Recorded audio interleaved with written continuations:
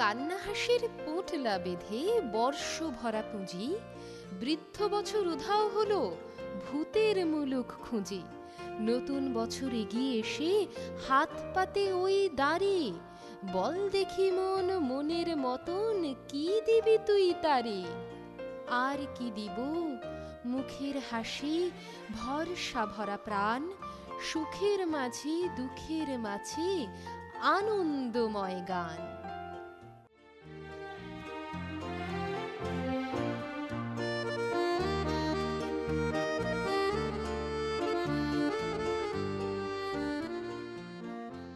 গরমটা কিন্তু বেশ পড়েছে, তা আমার শ্রোতা বন্ধু ভালোভাবেই অনুভব করছেন। হয় শরৎ, হেমন্ত, শীত, বসন্ত এবং বর্ষার মতো গ্রীষ্মকালও তার উপস্থিতি জানান দিচ্ছে। আর এই গ্রীষ্মকে সাদরে বরণ করে নেওয়ার মাস কিন্তু এই বৈশাখ।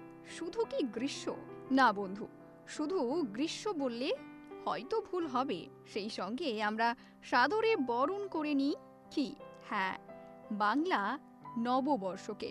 তো আজ ৩রা বৈশাখ। বেতার বিদ্যাসাগরের সকল শ্রোতা বন্ধুকে জানাই বেতার বিদ্যাসাগরের পক্ষ থেকে শুভ নববর্ষ। বাঙালিরা নতুন বছরকে কিন্তু উৎসবের মধ্য দিয়েই বরণ করে। তার কারণ শিবের গাজন উৎসব বা মেলা বলতে পারেন, অর্থাৎ চৈত্র মাসের শেষ দিন গাজন। ওই দিন গ্রাম বাংলায় ছাতু সংক্রান্তিরও চল আছে এবং তার পরের দিনই নববর্ষ। এই নববর্ষ নিয়ে প্রত্যেক বাঙালির মনেই এক নস্টালজিয়া কাজ করে। কিরকম? এই ধরুন ৮ পৌরে শাড়ি, ৮ থেকে ৮০ সবাই মেতে উঠি। মেয়েদের ক্ষেত্রে শাড়ি, ছেলেদের ক্ষেত্রে ধুতি, পাঞ্জাবি বা পায়জামা পাঞ্জাবি। গোটা বৈশাখ মাসটাই যেন খুশির আমেজ। মোস্ট ইম্পর্টেন্ট, কাঁসার থালায় দুপুরের ভুরিভোজ বা মাটির থালার ওপর সুন্দর করে কলাপাতা বিছানো নানান রকম খাবার। এই ধরুন মাটন কষা, চিংড়ির মালাইকারি, ভাত, বাসন্তী পোলাও, তার সঙ্গে ডাল, মাছ, দই, মিষ্টি, পাঁপড়, চাটনি। বাঙালির আর কি চায়, এতেই মহাশান্তি। কথায় আছে মাছে ভাতে পেটুক বাঙালি। তো এই সময় মাছের স্পেশাল আইটেম থাকবে না তাও কি হয়? তীব্র রোদের সপাটে চড় মারাকে উপেক্ষা করে বাঙালিরা খাওয়া দাওয়ায় মেতে ওঠে। শুধু কি খাওয়া দাওয়া? বাংলা বছরের প্রথম দিন ভালোভাবে কাটাতে একটা প্রবাদ মনে পড়ছে, বা লোককথাও বলতে পারেন। বছরের প্রথম দিন ভালোভাবে কাটলে, সুন্দরভাবে কাটলে, হাসি খুশি থাকলে সব দিন আমরা নাকি হাসি খুশি থাকবো, এমন একটি ধারণা প্রচলিত রয়েছে যে বছরের শুরুটা যেমন হবে বাকি দিনগুলিও তেমনই হবে। আমার মধ্যেও এটা কাজ করে এবং বছরের প্রথম দিন আমি মন্দিরে পুজো দিয়ে উদযাপন করে থাকি। খাওয়া দাওয়ার কথা তো বললামই, নববর্ষকে আরো ভালোভাবে সেলিব্রেট করতে কাপলদের ডেস্টিনেশন কি, মানে যেসব বন্ধু এখন প্রেম করছো, প্রিয় মানুষটির সঙ্গে কোথায় গিয়েছিলে? এখনো যদি না গিয়ে থাকো তাহলে বন্ধু প্রিয় মানুষের সঙ্গে এই উৎসবের দিনগুলি ভালোভাবে কাটাও, কারণ এগুলোই তো স্মৃতি হয়ে থাকবে। সময় চলে যায়, স্মৃতি স্মৃতি কিন্তু রয়েই যায়। ছোট ছোট স্মৃতি অনেক আনন্দ নিয়ে আসে আমাদের জীবনে। তবে এই উষ্ণ দিনে যেখানেই যাও ঘুরতে, সঙ্গে রাখতে ভুলবেন না জলের বোতল। ভালোভাবে খাবারের সঙ্গে জল ইজ কম্পালসারি, সেটাও কিন্তু খেয়াল রাখতে হবে। তবে নববর্ষের সময় বিভিন্ন hotel, restaurant, dhaba, resort, homestay এগুলোও কিন্তু সেজে ওঠে বাঙালিয়ানায়। সেখানকার খাওয়ার অ্যাম্বিয়েন্স, সাজসজ্জা যাই বলুন, সবেতেই থাকে বাঙালিয়ানার ছোঁয়া। সঙ্গে নববর্ষের শুভেচ্ছা এবং সুন্দর অফার, এক্সট্রা ডিসকাউন্ট, সেই সঙ্গে কাস্টমারদের প্রতি তাদের ভালোবাসা, পুরো পয়সা বসুল। বিভিন্ন রেস্টুরেন্টে কিন্তু পকেট ফ্রেন্ডলি খাবারের দারুণ কম্বো পাওয়া যায়, চাইলেই ট্রাই করা যায়। বাঙালিকে শুধু মাছে ভাতে তা কিন্তু নয়, খাওয়া দাওয়ার পর্ব শেষ হলেই চলে আড্ডা, আর হবে নাই বা কেন। বন্ধুদের সঙ্গে আড্ডাটা না হলে নববর্ষের আসল মজাটাই নষ্ট হয়ে যায়। আমরা বাঙালিরা সবেতেই এগিয়ে, সে আপনি খাবার কথা বলুন আর খেলাধুলা, আমরা সবেতেই ইমোশন। আমরা নায়ক বলতে উত্তম কুমার, খেলা বলতে ফুটবল, আর গান বলতে কিশোর কুমার। হেমন্ত মুখোপাধ্যায় সন্ধ্যা মুখোপাধ্যায় এবং লতা মঙ্গেশকর বুঝি। আর প্রেম, আমরা বাঙালি বস, আমাদের কাছে সব ঋতুই প্রেমের, তাই তো আমাদের 12 মাসে 13 পার্বণ। আর এই আড্ডার ফাঁকে দুই বন্ধুর বাজিতে বিকেলের T20 ক্রিকেট কিভাবে মিস যাবে? আর বাঙালির আড্ডা মানি হাতে উষ্ণ চায়ের কাপ, হালকা হালকা চুমুক, সঙ্গে গান। গান মানেই তো রেডিও, আর রেডিওতে আড্ডার এপারে রয়েছে আমি আরজে মনিদীপা। তবে এক এক বয়সের আড্ডার বিষয় এক এক রকম হয়ে ওঠে। বাচ্চাদের আড্ডাতে টুনটুনির গল্প, যুবকদের বা যারা কলেজ স্টুডেন্ট তাদের কাছে আড্ডা বা গসিপ বলতে প্রেম, আর মা কাকিমাদের আড্ডা বলতে সোনার গহনায় কত শতাংশ ছাড় রয়েছে, নববর্ষের স্পেশাল অফারটা কি, অর্থাৎ প্রত্যেক বয়সের মানুষের এক এক রকম আড্ডা এবং গসিপ চলতেই থাকে পুরো দিন জুড়ে। কে হবে আইপিএল এর চ্যাম্পিয়ন থেকে দেশ বিদেশের তথ্য। দাদুদের আড্ডাতে বর্তমান সময়ের খবরাখবর থাকবে না, তাও কি হয়? আর নববর্ষের আড্ডা মানেই গান বাজনা, আর নববর্ষের আড্ডা মানেই রবীন্দ্রনাথ ঠাকুরের গান। প্রেম, দুঃখ, বিরহ, আনন্দ, উল্লাস সবেতেই আমরা গান শুনতে ভালোবাসি, গান শোনাতে ভালোবাসি। প্রাণ চাই, চক্ষু না চাই, মরি একি তোর দুস্তর লজ্জা, তোমারই করে আছি জীবনের ধ্রুব তারা। নববর্ষের এই দিনে খাওয়া দাওয়া, ঘুরতে যাওয়া এবং সেই সাথে আড্ডা, গান বাজনা, হই হুল্লোড় তো আছেই।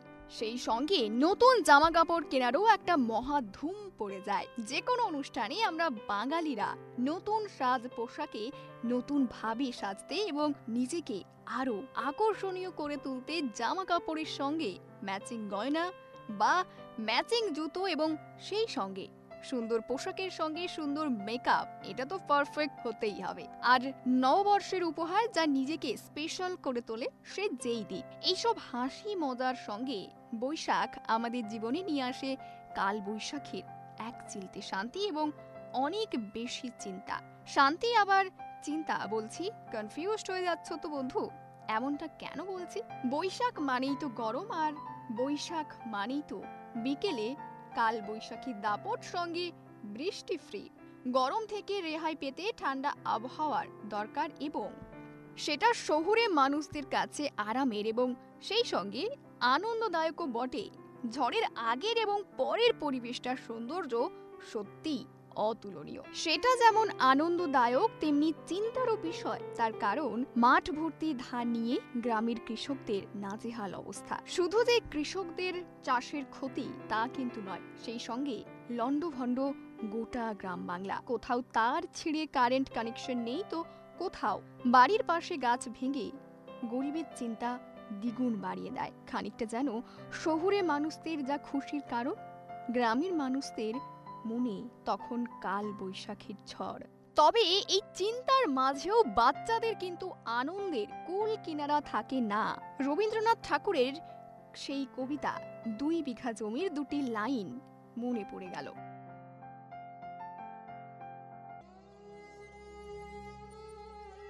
বিদীর্ণ হিয়া ফিরিয়া ফিরিয়া চারিদিকে চেয়ে দেখি, প্রাচীরের কাছে এখনো যে আছে সেই আম গাছ একই। বসি তার তলে নয়নের জলে শান্ত হইল ব্যথা, একে একে মনে উদিল স্মরণে বালক কালের কথা। সেই মনে পড়ে জ্যৈষ্ঠের ঝড়ে রাত্রে নাহিক ঘুম, অতি ভোরে উঠি তাড়াতাড়ি ছুটি আম কুড়াবার ধুম। কাল বৈশাখী তার শক্তি দিয়ে যে কটি আম, জাম, খেজুর, তেঁতুল ঝরিয়েছে তা যে কে সবার প্রথম গিয়ে কুড়োতে পারবে এবং কখন ঝড় থামবে সেই যে একটা আনন্দ, মানে নিজের বাড়ির ফলের স্বাদ। আর আমরা যতই বাজার থেকে ফল কিনে আনি, মজা কিন্তু অন্যের বাড়ির বাগানের থেকে ফল কুড়োনো এবং গাছ থেকে চুরি করে খাওয়া, সেই স্বাদ কিন্তু অতুলনীয়। এই কথার পরিপ্রেক্ষিতে বলতে হয় বাঞ্ছারামের বাগানের সেই গল্প। ফল রক্ষা করছেন মনোজ মিত্র। এবং ছোটবেলায় আমরা যে এরকম করিনি সেটা বললে ভুল হবে। এবং বন্ধু, যারা তোমরা এখনো চুরি করে খাওনি বা অন্যের বাগানের ফল পেড়ে খাওনি, তাদের বলবো একবার ট্রাই করো বন্ধু। সত্যি মজা আছে। আর এই যে মজা, সত্যি এই মজার তুলনা হয় না। গরমকালে অনেক ফল পাওয়া যায়, আর সেই ফল খাবো এইটা ভেবেই মন ভালো হয়। গরমকালের এটাই শান্তি, আম জাম খেজুর, সঙ্গে জামরুল, তেঁতুল আর লিচু। বিকেলে ঝড়ের পরে যে ঠান্ডা ঠান্ডা পরিবেশ, এই পরিবেশে মানুষের মন কিন্তু খোঁজে প্রিয় মানুষের উপস্থিতি। কোথাও যেন একটা প্রেম প্রেম অনুভূতির ছোঁয়া লাগে মনে। তবে গরমের দুপুরের একটা আলাদাই মজা আছে বাঙালিদের কাছে। সেই মজাটা কি জানেন? পান্তা ভাতের সঙ্গে কাঁচা পেঁয়াজ, কাঁচা লঙ্কা, আলু মাখা, মাছ ভাজা, বা গরম ভাতের সঙ্গে হালকা ঘি, বা গরম ভাতের সঙ্গে দুধ বা ঘোল।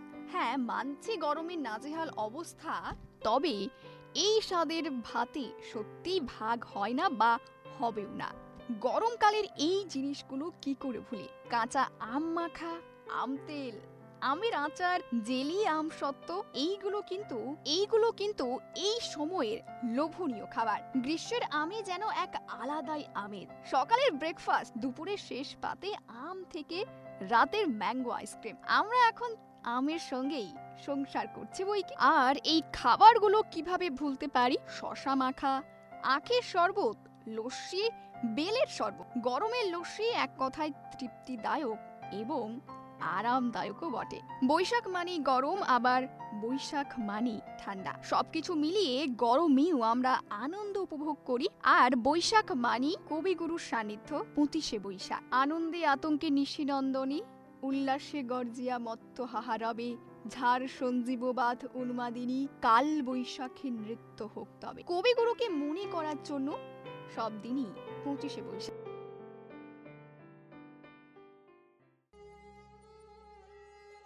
আমার প্রার্থনা শোনো ২৫শে বৈশাখ, আর একবার তুমি জন্ম দাও রবীন্দ্রনাথের। হতাশায় স্তব্ধ বাক্য, ভাষা চাই আমরা নির্বাক। পাঠাবো মৈত্রীর বাণী সারা পৃথিবীকে জানি ফের। রবীন্দ্রনাথের কণ্ঠে আমাদের ভাষা যাবে শোনা। ভেঙে যাবে রুদ্ধশ্বাস, নিরুদ্যম সুদীর্ঘ মৌনতা। আমাদের দুঃখ সুখে ব্যক্ত হবে প্রত্যেক রচনা। পীড়নের প্রতিবাদে উচ্চারিত হবে সব কথা। আমি দিব্য চক্ষে দেখি অনাগত সে রবীন্দ্রনাথ। দস্যুতায় দৃপ্ত কণ্ঠ, ধৈর্যের বাঁধন যার ভাঙে দুঃশাসনের আঘাত। যন্ত্রণায় রুদ্ধ বাক, যে যন্ত্রণা সহায়হীনের। বিগত দুর্ভিক্ষে যার উত্তেজিত তিক্ত তীব্র ভাষা। মৃত্যুতে ব্যথিত আর লোভের বিরুদ্ধে খরদার। ধ্বংসের প্রান্তরে বসে আনে দৃঢ় অনাহত আশা। তার জন্ম অনিবার্য, তাকে ফিরে পাবই আবার। রবীন্দ্রনাথের সেই ভুলে যাওয়া বাণী অকস্মাৎ করে কানাকানি। যদিও সে অনাগত, তবু যেন শুনি তার ডাক। আমাদেরই মাঝে তাকে জন্ম দাও ২৫শে বৈশাখ।